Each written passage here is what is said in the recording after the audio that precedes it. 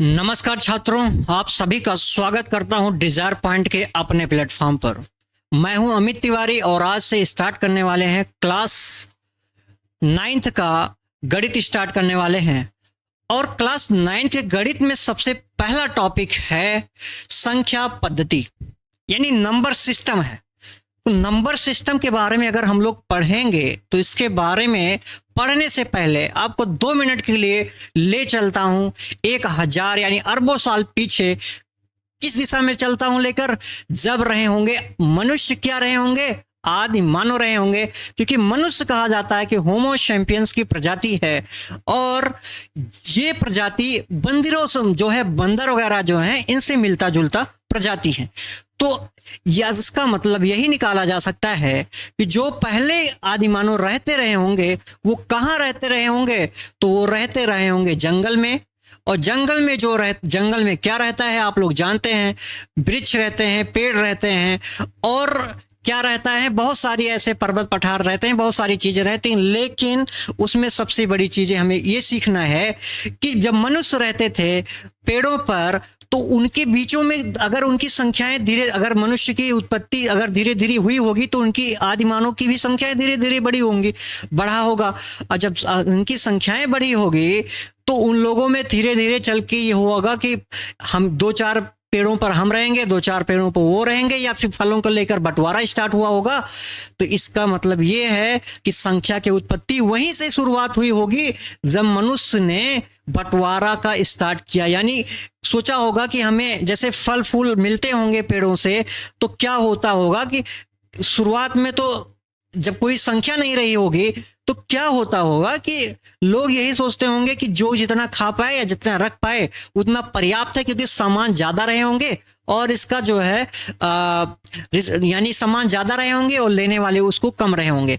लेकिन जब इनकी संख्या धीरे धीरे बढ़ी होगी मनुष्यों की, तो फिर उनके पेड़ों पर रहने के लिए पेड़ों के लिए बंटवारा हुआ होगा या फलों के लिए बंटवारा स्टार्ट हुआ होगा। तो उसी के समय जो है संख्याओं की उत्पत्ति की शुरुआत मानी जाती है। इसके पीछे और डिटेल में बहुत सारी कहानियां हैं, लेकिन इसमें यही कहानी एक तथ्य के रूप में रखी जाती है, जिसमें बताया जाता है कि शुरुआत में जब किसी ने भी इसके बारे में, संख्याओं के बारे में सोचा होगा, तो कोई ना कोई समझने के लिए एक प्रतीक दिए होंगे। क्या दिए होंगे? एक कोई ना कोई सिंबल दिया गया होगा, कोई ना कोई, जैसे मान लो कोई भी एड़ा टेढ़ा ऐसे कोई भी ऐसा प्रतीक दे दिया गया। अब इस प्रतीक को ध्वनि के साथ जब एक साथ संग्रहित कर दिया जाए, सम्मिलित कर लिया जाएगा, तो वो चीजें एक फिक्स हो जाएगी कि ये संख्या 2 है। जैसे मान लो ऐसे ही कोई प्रतीक बना दिया गया। अब इस प्रतीक को तो बना दिया गया, लेकिन अभी किसी का अगर इसका नाम जब तक नहीं दिया गया, अभी तो देखते हो बोल दो कि 1 है, लेकिन इसका जब नाम ही नहीं अभी इस प्रतीक का कोई है, तो क्या समझोगे? तो आप लोग कैसे समझोगे? जब इसको ध्वनि के रूप में भी एक पहचान दे दिया जाएगा, एक नाम दे दिया जाएगा। और ध्वनि निकलता कैसे है? जब हम सांस लेते हैं, यानी हवा हमारे फेफड़े तक जाता है और फेफड़े से पुनः जो होता है टकरा कर हमारे कंठ से, तलु से, मुंह से, जीभ से, दांत से, ओठों से टकरा के जब बाहर निकलता है, तो टकराव में क्या होती है? आवाज की उत्पत्ति होती है। आपने कभी घर्षण किया होगा, 2 पत्थरों को या किसी 2 चीजों को आपस में टकराए होंगे। तो टकराने से क्या होता है? एक तो ध्वनि ऊर्जा निकलती है, या तो फिर उसमें से क्या होती है, कुछ ना कुछ एनर्जी बाहर निकलेगी, और एक ध्वनि भी एक प्रकार की ऊर्जा ही होती है। तो यानी उसको एक ध्वनि के रूप में भी सम्मिलित कर लिया गया इस प्रतीक को, और इसका नाम दे दिया गया होगा कि 1 है, इकाई है, दहाई है, सैकड़ा है। इसको 2 बोला जाएगा, इसको 3 बोला जाएगा, इस प्रतीक को। तो इसी हिसाब से संख्याओं की उत्पत्ति हुई होगी। शुरुआत में जो संख्याओं की उत्पत्ति हुई थी उसमें 1 से लेकर 9 तक हुई थी। बाद में चल के जब आर्यभट्ट साहब ने आए, एक महान गणितज्ञ भारत के ही आर्यभट्ट ने जब गणित के बारे में चीजों को थोड़ा अध्ययन किया, तो उन्होंने जाकर के जीरो की उत्पत्ति दी। और जीरो की उत्पत्ति कैसे हुई थी उसके लिए उन्होंने एक बहुत बढ़िया तरीका बताया, लेकिन कभी आगे बताएंगे उस कहानी को। लेकिन जीरो का तात्पर्य सेंस क्या है ये बता देते हैं। जीरो मतलब होता है कोई वस्तु, जैसे ही हमारे हाथ में एक मार्कर है और मार्कर को यहां से हटा लिया जाए तो मार्कर की संख्या कितनी रह गई? तो यानी कि मार्कर, इसका मतलब यहां कुछ भी नहीं है। तो यानी कुछ भी नहीं मतलब शून्य है। यानी शून्य मतलब जो चीजें पहले था अब वो चीजें नहीं है, उसे कहा जाता है शून्य, यानी उसकी उपस्थिति शून्य हो गई। ठीक है। तो यानी शून्य मतलब होता है वर्तमान में वो चीजें वहां की संख्या नहीं है। जैसे ये पेन अभी हमारे एक मार्कर दिख रहा है हाथ में, इसको यहां से हटा लिया जाए तो इसकी संख्या कितनी है, शून्य, अर्थात वास्तव में अभी ये संख्या यहां पर चीजें है ही नहीं। ठीक है, तो यही तात्पर्य माना जाता है। और आगे बढ़ते हैं, संख्याओं के बारे में सीखते हैं कि संख्याएं, अच्छा एक चीज कहानी सीखने से यह भी हमें फायदा मिला कि संख्या जो थी इसकी जो उत्पत्ति के बारे में हमने सीखा है। तो सबसे पहले संख्याओं की उत्पत्ति किस लिए की गई होगी, तो आप कहोगे गणना करने के लिए, गिनती करने के लिए। क्या करने के लिए, गिनती करने के लिए किया गया होगा। कोई सामान रहा होगा तो सामान की गिनती कहां से स्टार्ट होगी, जब कोई वस्तु रहेगी तभी तो गिनोगे। तो यानी शुरुआत में सबसे पहले इसीलिए 1 से 9 तक की गिनती बनाई गई थी, क्योंकि वस्तु था, कोई सामान था, और गिनने के लिए कम से कम एक वस्तु चाहिए हमें। तो इसलिए शुरुआत में 1 से लेकर 9 तक बनाई गई थी, बाद में 0 को भी सम्मिलित किया गया और संख्याओं को बड़ा विस्तार रूप दे दिया गया। ठीक है, अब यानी कि संख्याओं के बारे में अगर कहा जाए संख्या क्या है, तो हम कह सकते हैं कि संख्या का उपयोग गणना करने के लिए सबसे पहले हुआ होगा, बाद में मापने के लिए भी होगा, तौलने के लिए भी होना स्टार्ट हो गया होगा। इन्हीं सब का उपयोग करने के लिए संख्याओं की उत्पत्ति हुई होगी। तो यानी कह सकते हैं ऐसी राशियां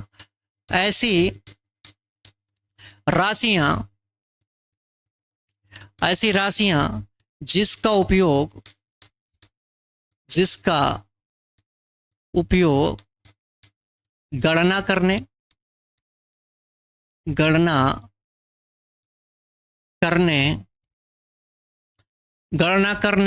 मापने, यानी मापना मतलब क्या हो गया, मापने के लिए, मेजरमेंट करने के लिए, मापने,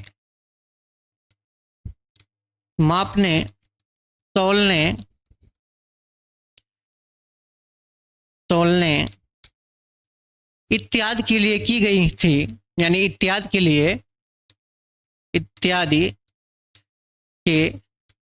लिए उपयोग की जाए, क्या कहलाता है, संख्या की कहा जाता है। तो ऐसी राशियां जिसका उपयोग गणना करने, मापने, तौलने इत्यादि के लिए किया जाता है,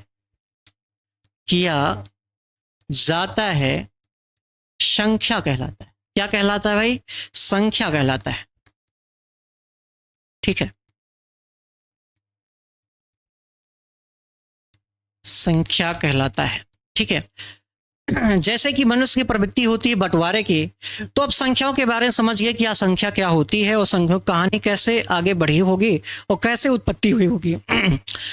अब संख्याओं की भी बंटवारा करते हैं। संख्याओं को जब और विस्तृत रूप से हम लोग सीखते हैं तो संख्याओं को 2 भागों में क्या हो गया, बांटा गया।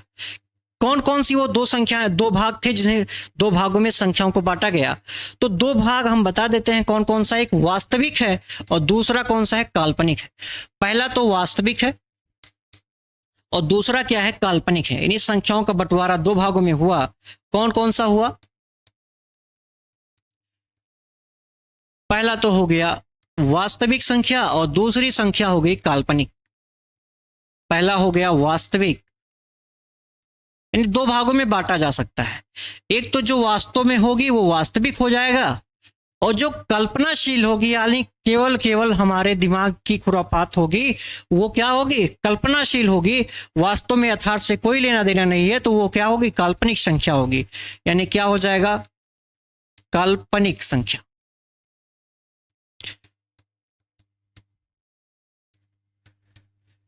काल्पनिक संख्या हो जाएगी। ठीक है, यानी वास्तविक संख्या को किस नाम से जानते हैं, रियल नंबर, और काल्पनिक संख्या को बोलते हैं इमेजिनरी नंबर से जानते हैं। अब एक एक करके सीखते हैं वास्तविक संख्या क्या होता है। तो वास्तविक संख्या जो वास्तव में हो, जिसे वास्तव में किसी रेखा पर दर्शा सके, तो ऐसा कह सकते हैं कि वास्तविक संख्या एक ऐसी संख्या होती है जिसे एक रेखा पर दर्शा सकते हैं। अब रेखा कैसा होता है, रेखा क्या होता है, तो रेखा के लिए हम लोग जानते हैं किसी एक निश्चित बिंदु से जो दोनों दिशाओं में अनंत तक फैल सके, वो क्या होता है, रेखा होता है। अच्छा एक बात आप लोग ये बताओ कि सूर्य से किरण निकलता है कि रेखा निकलता है। किरण और रेखा में डिफरेंस अगर समझोगे तो किरण और रेखा में डिफरेंस यही है कि सूर्य से किरण निकलता है कि रेखा निकलता है। तो सब कहोगे सूर्य से क्या निकलता है, किरण। क्योंकि किरण क्या होता है, किसी एक निश्चित बिंदु से केवल एक ही दिशा में अगर जाए, अनंत तक जाए, तो वो क्या होता है, किरण होता है। तो किरण का जो सिंबल होता है वो एक ही डायरेक्शन में केवल जा सकता है, तो ये हो गया किरण। और जो होता है रेखा क्या होता है, जो एक निश्चित बिंदु से दोनों दिशा में फैल सके, अनंत तक जा सके। तो रेखा को ऐसे ही रिप्रेजेंटेशन किया जाता है, यानी प्रदर्शित किया जाता है। ठीक है, वास्तविक संख्या के बारे में सीख रहे थे कि ऐसी संख्याएं कह सकते हैं, इसके बारे में लिख सकते हैं, क्या लिखेंगे, ऐसी संख्याएं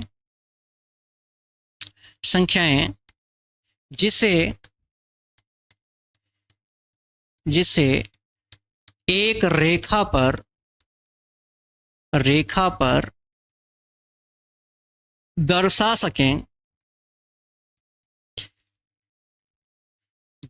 जा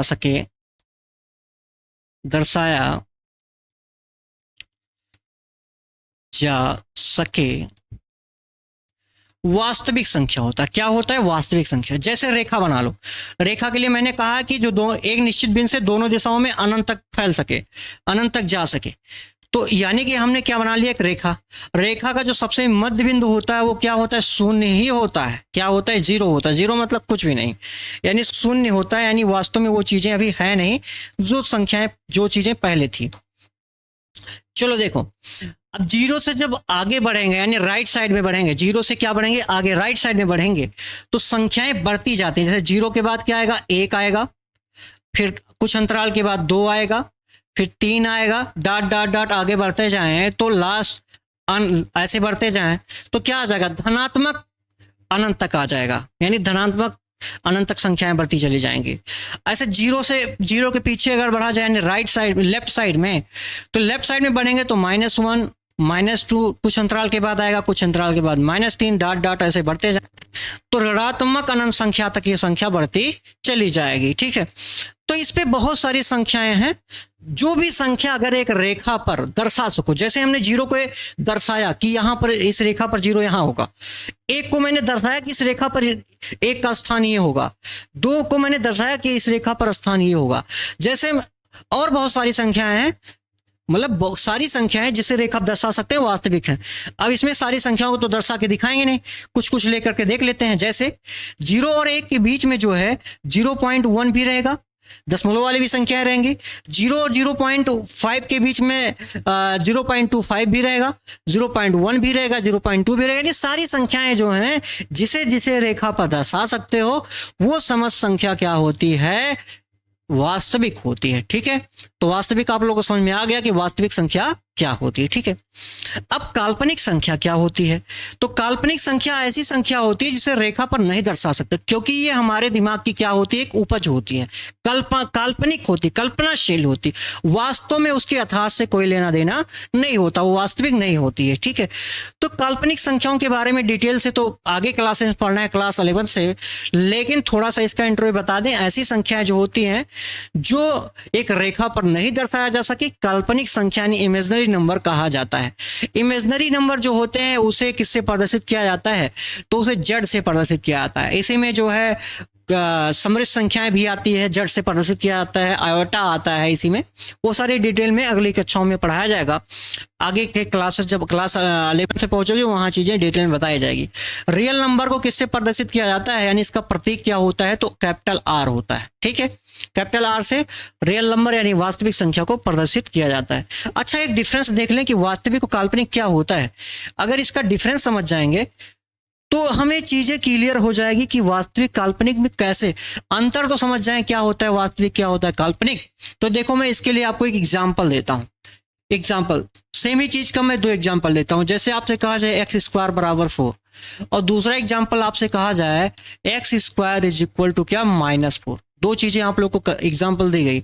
अब दोनों से हम एग्जांपल में ये इसीलिए दिया गया है क्योंकि डिटेल में इस चीज को अंतर कर पाएंगे कि वास्तविक क्या होती है, काल्पनिक क्या होती है। ठीक है, तो x² = 4 जो है, अच्छा इसमें बताओ x का ऐसा क्या मान है। अगर कोई वास्तविक चीजें होंगी तो उसका कोई ना कोई हल होगा। तो बताओ x का ऐसा क्या मान रखा जाए कि दूसरे पक्ष में 4 के बराबर आ जाए। तो कहोगे इसका सर हल एक तो x = 2 भी हो सकता है, क्योंकि 2 अगर इसमें रखा जाए तो दोनों पक्ष बराबर हो जाए। 2 का स्क्वायर कितना होता है, 4। तो यानी दोनों पक्ष 4 क्या हो जाएंगे बराबर, 2 गुणे 2 यानी 4 होगा। दोनों पक्ष बराबर, इसका मतलब एक हल ये x बराबर 2 इस सवाल का है, इस समीकरण का है। अच्छा, x बराबर -2 भी रख के देख चेक कर लिया जाए। तो -2 अगर इसमें इसी सवाल में पुट करके देखा जाएगा तो -2 का होल स्क्वायर करेंगे तो क्या आने वाला है, -2 का अगर 2 बार गुणा करेंगे, -2 का अगर 2 बार गुणा करेंगे, माइनस माइनस क्या हो जाएगा प्लस, 2 दूना कितना हो जाएगा 4। अच्छा आप देखो +4 के बराबर होता है, हाँ बिल्कुल होता है। इसका मतलब इसमें इस सवाल का 2 हल मिल गया, x स्क्वायर बराबर 4 का 2 हल है, यानी 2 वास्तविक हल है, यानी जिसका हल मिले, जिसका सोल्यूशन मिले वो वास्तविक होता है। ठीक है, तो यानी 2 हल मिला और दोनों को संख्या रेखा पर दर्शा सकते हो। जैसे यहाँ 2 है, यहाँ 0 के बाद -2, यानी इसे संख्या रेखा पर दर्शा सकते हो। यानी क्या है, ये वास्तविक है। दोनों हल कैसे मिल गए, वास्तविक है, और जिसका हल मिलता है वो क्या होते हैं, वास्तविक चीजें होती है। अच्छा आपसे कहा जाए, यानी इसके 2 हल मिल गए, अगर इसी में दूसरे सवाल में देखा जाए इससे कितने हल मिल जाएंगे, देखते हैं कितने हल है इसका। जैसे x बराबर कहोगे सर क्या रखा जाए, इसमें क्या रखा जाए जिसमें इसका एक हल मिल जाए, तो इसके लिए मैं x इक्वल टू -2 पहले रखता हूं, क्योंकि माइनस इधर भी आ रहा है तो माइनस रख के चेक कर लेते हैं क्या -2 रखने पर ये दोनों पक्ष बराबर हो रहा है। तो -2 का 2 बार मल्टीप्लाई करोगे तो क्या आ जाएगा, माइनस गुणे, हम लोग माइनस का 2 बार मल्टीप्लाई करेंगे तो सब जानते हैं प्लस होता है, तो माइनस का गुणा माइनस से करेंगे क्या हो जाएगा प्लस, और 2 का गुणा 2 में 2 बार करेंगे तो क्या हो जाएगा 4, 2 का गुणा अगर 2 बार करेंगे तो क्या हो जाएगा 4, और 4 तो 4 के बराबर क्या होता है लेकिन यहाँ पर -4 है, क्या है -4 है, -4। अब बताओ +4 जो है -4 के बराबर होगा, तो आप कहोगे नहीं बिल्कुल नहीं सर, बिल्कुल 4 तो +4 -4 के बराबर हो नहीं सकता, क्योंकि 4 रुपया कोई रखा है अपने जेब में, कोई 4 रुपया उधार है, तो दोनों लोग में पैसे के मामले में तो समानता नहीं है, क्योंकि कोई कर्जे में है और कोई पैसा एक्स्ट्रा रखा हुआ है। तो ये चीजें हो गया, +4 -4 के बराबर नहीं होगा, इसलिए ये भी इसके बराबर नहीं होगा, ये भी नहीं बराबर होगा, इसलिए x का मान -2 इसका हल भी नहीं होगा, मतलब ये हल नहीं है, इसका जो है हल नहीं है।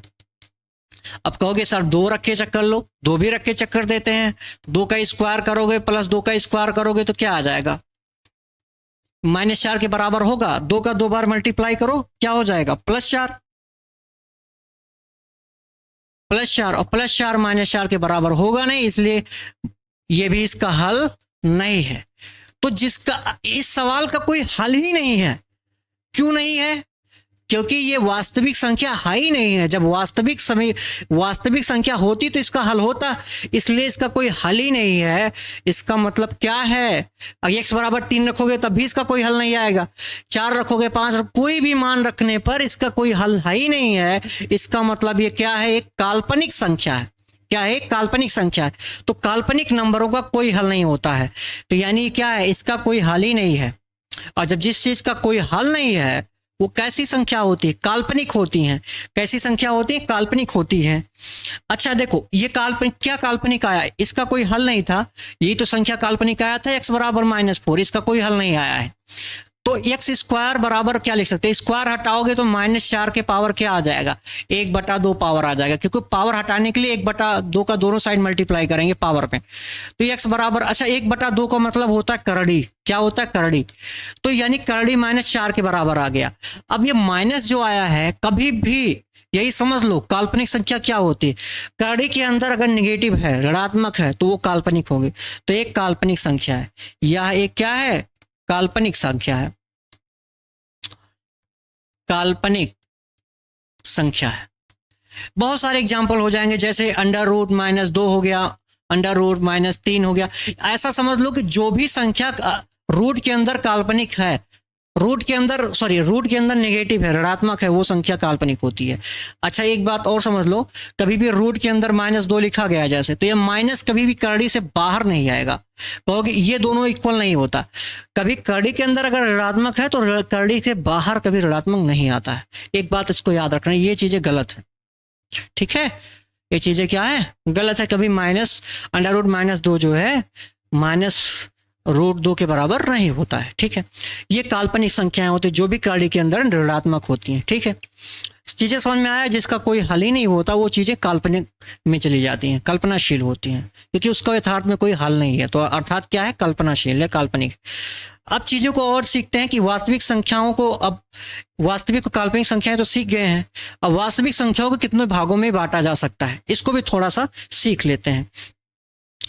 तो यानी वास्तविक संख्याओं का बंटवारा करते हैं। क्या करेंगे, वास्तविक संख्याओं का क्या करेंगे, बंटवारा करते हैं। वास्तविक संख्या यानी रियल नंबर। रियल नंबर को किससे प्रदर्शित किया जाता है, तो रियल नंबर को किससे, कैपिटल आर से प्रदर्शित किया जाता है। रियल नंबर को दो भागों में बांट सकते हैं।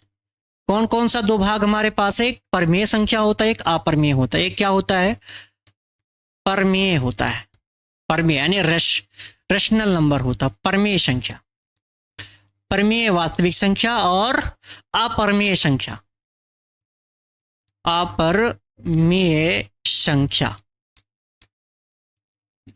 एक हो गया परमेय, एक हो गया अपरमेय संख्या। दो प्रकार की संख्याओं को बांटा जा सकता है, ठीक है। वास्तविक संख्याओं को दो भागों में बांटा गया, एक परमेय में, एक अपरमेय में। तो परमेय क्या चीजें होती है, तो सीख लो यहां पर परमेय क्या होता है। परमेय के बारे में बता दे रहे हैं आपको क्या होता है। परमेय संख्या को सबसे पहले प्रदर्शित किससे करते हैं, तो ये परमेय संख्या को या तो कभी कभी कैपिटल लेटर के क्यू से प्रदर्शित किया जाता है, या तो परमेय संख्या को किससे प्रदर्शित किया जाता है, क्यू से ही प्रदर्शित किया जाता है परमेय संख्या को, ठीक है। तो इसका प्रतीक क्या होता है, यहां नोट डाउन कर दे रहे हैं, क्या होता है प्रतीक। प्रतीक जो होता है, प्रतीक क्या होता है, क्यू से रिप्रेजेंटेशन किया जाता है इसका, या साइड में ही इसका क्यू फॉर्मेट में लिख दे रहा हूं।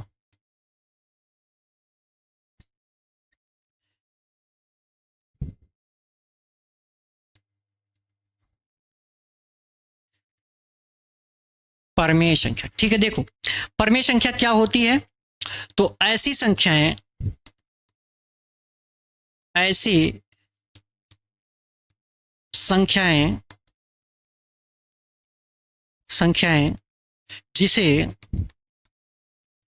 जिसे पी बाई क्यू के रूप में लिखा जा सके,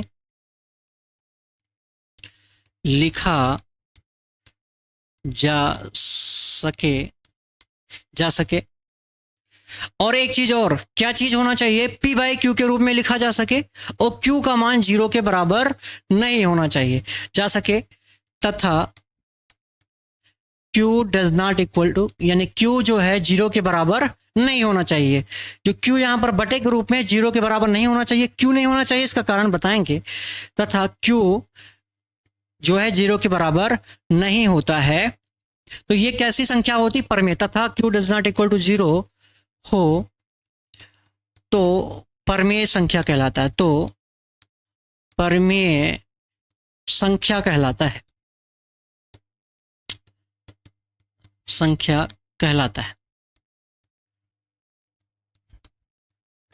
ठीक है। तो आप सब समझ गए कि परमेय संख्या क्या होता है, जिसे पी बाई क्यू के रूप में लिखा जा सके उसे परमेय संख्या कहते हैं। इसका प्रतीक क्या होता है परमेय संख्या का, तो परमेय संख्या को किससे प्रदर्शित किया जाता है, तो इसे क्यू से प्रदर्शित करते हैं। किससे प्रदर्शित किया जाता है, क्यू से, ठीक है। कैपिटल लेटर के क्यू से प्रदर्शित किया जाता है, ठीक है। चलिए इसका एग्जाम्पल देख लेते हैं, उदाहरण समझेंगे तो ज्यादा बेहतर से समझ में आएगा। उदाहरण जैसे देख लो, जैसे क्यू का मान यानी पी बाई क्यू के फॉर्मेट में जो भी लिखा जाए, जैसे पी बाई क्यू के रूप में जो भी लिखा जाए, जैसे एग्जाम्पल देख लो, जैसे 1/2 ये भी क्या है, 1/2 जो है ये बटे के रूप में है। पी का वैल्यू ये क्या है, 1 है, क्यू की वैल्यू क्या लिख सकते हैं, 2 है, तो इसे भी पी बाई क्यू के रूप में लिखा जा सकता है। तो ये भी एग्जाम्पल हो गया। और एग्जाम्पल देख लो, इसके साथ साथ और एग्जाम्पल देख लो, बहुत सारे एग्जाम्पल हो सकते हैं जो बटे के रूप में लिखा जाए और क्यू का मान 0 के बराबर ना हो, वो सारी की सारी संख्याएं क्या होगी, पी बाई क्यू, सारी की सारी क्या होंगी, परमेय संख्या होंगी। जैसे एग्जाम्पल देख लेते हैं, क्या हो जाएगा, जो भी पी बाई क्यू के रूप में लिखी जाए। जैसे एग्जाम्पल देख लो, एग्जाम्पल जैसे 1/2 हो गया, इसे भी पी बाई क्यू के रूप में लिखा गया। क्यू की वैल्यू जीरो नहीं होनी चाहिए, ये भी चीज ध्यान में रहना चाहिए। क्यू जो है जीरो नहीं होनी चाहिए, और पी क्यू कैसी संख्या होनी चाहिए, पूर्णांक संख्या होनी चाहिए। जहां, इस बात को लिख लेते हैं, जहां पी तथा क्यू एक वास्तविक पूर्णांक संख्या है। कैसी संख्या है, वास्तविक पूर्णांक संख्या, यानी रियल नंबर का ही ना भाग है, तो रियल नंबर का भाग है परमेय अपरमेय, तो वास्तविक पूर्णांक संख्या है। आप कहोगे पूर्णांक संख्या क्या होता है, पूर्णांक क्या होता है, तो पूर्णांक संख्या ऐसी संख्याएं होती हैं जो कंप्लीट होती हैं, अपने आप में समूची होती हैं, जैसे 1 हो गया, 2, 3, जिसका कोई भाग नहीं होता, पूर्णांक संख्या हो। ठीक है, एक वास्तविक पूर्णांक संख्या हो। तो जैसे 1/2 हो गया, 1/3 हो गया, कोई भी नंबर 5/6 हो गया, ऐसे ही 7/8 हो गया। और ये कि देखो 5 भी अपने आप में कंप्लीट संख्या है। 5 को किसी भागों में, जैसे अपने आप में, जैसे पी और क्यू पूर्णांक संख्या कहने का मतलब 5 और 8 जो है, या फिर 5 और 6 है। 5 अपने आप में कोई संख्या 5 अपने आप में पूरी है, 6 अपने आप में पूरा है। तो यानी ओवरऑल पी क्यू आपस में कैसा होना चाहिए, पूर्णांक होने चाहिए। ठीक है, तो ये सारे के सारे जो संख्याएं हैं क्या है, बहुत सारे एग्जाम्पल हो सकते हैं, ये सारे के सारे क्या हैं, एक परमेय के एग्जाम्पल है जो बटे के रूप में लिखा जाए।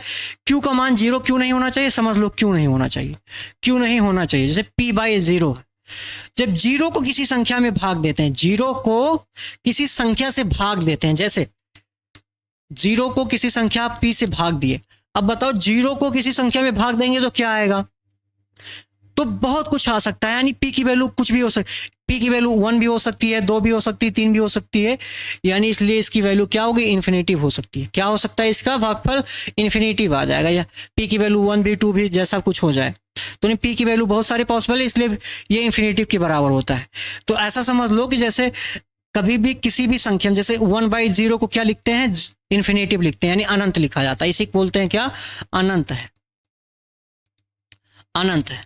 ठीक है, तो और एक चीज समझ लो, जब हम किसी संख्या से 0 में भाग देते हैं, 0 को भाग दे, से कोई संख्या 0, कोई संख्या 1 जैसे है, 0 में भाग देंगे तब क्या आएगा, तब 0 हमेशा क्या आता है, 0 आता है। ये चीज को याद कर लेना, आप लोग क्या करोगे, इस चीज को लर्न होना चाहिए कि 0 से जब किसी संख्या में भाग देंगे तो अनंत होता है, और 1 से यानी किसी भी संख्या से जब हम 0 में भाग देंगे तो 0 होता है। ठीक है, दोनों में डिफरेंस होता है।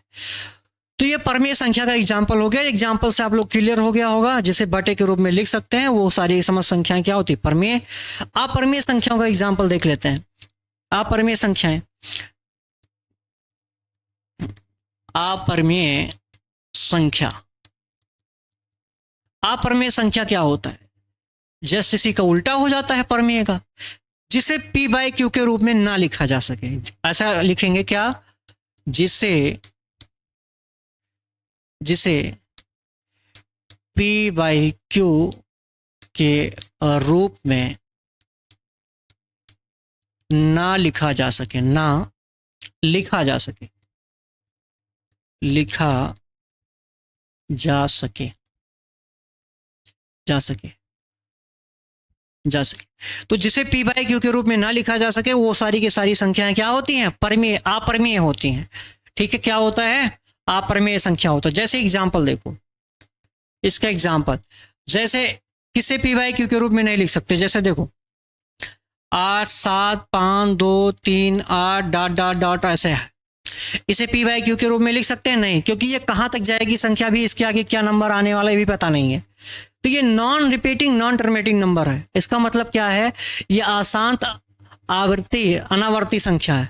तो जब भी आशांत अनावर्ती संख्या पढ़ते हैं तो इसमें ये संख्याएं रिपीट ही नहीं कर रहा, कोई संख्या रिपीट नहीं कर रहा है। जैसे दशमलव के बाद 8 7 8 2 3 8 ऐसे बार बार आता जा रहा है, पता नहीं क्या संख्या आएगा। ये समझ संख्या जो है अपरमेय है, इसे p/q के रूप में नहीं लिख सकते, इस संख्या को p/q के रूप में नहीं लिख सकते। और एग्जाम्पल होता है, ये पहला एग्जाम्पल जैसे हो गया। दूसरा एग्जाम्पल √2, √2 जो है इसका मान क्या होता है, 1.41416 ऐसे करके डॉट डॉट डॉट पता नहीं क्या आता रहता है। तो यानी ये संख्या ऐसी समझ संख्या है जिसका शेषफल कभी शून्य नहीं हो और आशांत अनावर्ती संख्या हो। यानी क्या हो, अनावर्ती मतलब ये संख्या कोई इसमें रिपीट नहीं कर रहा, डेसिमल के बाद संख्या रिपीट नहीं कर रही हो, तो वो समस्त जो भी उदाहरण होगा वो अपरिमेय संख्या का होगा। जैसे √3 हो गया, √3 का जो एग्जांपल होता है, इसकी वैल्यू होती 1.732, ऐसे करके डॉट डॉट डॉट डॉट संख्या होती, कहाँ तक जाएगी कोई पता नहीं। तो इसे बटा के रूप में नहीं लिख सकते, नहीं बाई, इसे बटे के रूप में नहीं लिख सकते, p/q के फॉर्मेट में इसे नहीं लिखा जा सकता है। जैसे √5 हो गया, √5 हो गया, √5 हो गया, √7 हो गया, √11 हो गया, यानी 11 हो गया।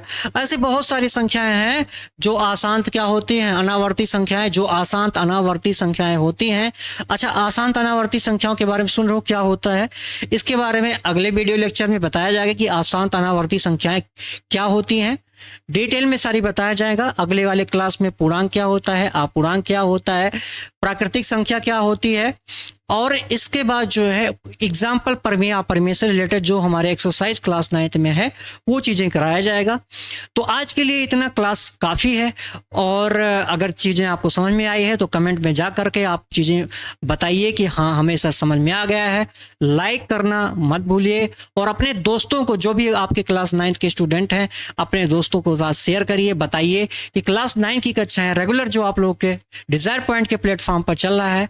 अगर किसी प्रकार की अगर आपको जानकारी चाहिए, कोर्स से संबंधित अगर जानकारी चाहिए या नोट्स से संबंधित कोई जानकारी चाहिए, तो हमारे प्लेटफॉर्म पर चल रहे इस पैनल पर लगे कॉन्टैक्ट नंबर पर संपर्क करके आप समस्याओं को, जिस प्रकार की समस्याएं हों, चाहे कोर्स से संबंधित हो या किसी प्रकार संबंधित हो, आप सुलझा सकते हैं, यानी बातचीत करके उस चीज को समझ सकते हैं, यानी बात भी कर सकते हैं। ठीक है, तो आज के लिए जो इतना काफी है, मिलते हैं अगले वीडियो लेक्चर में।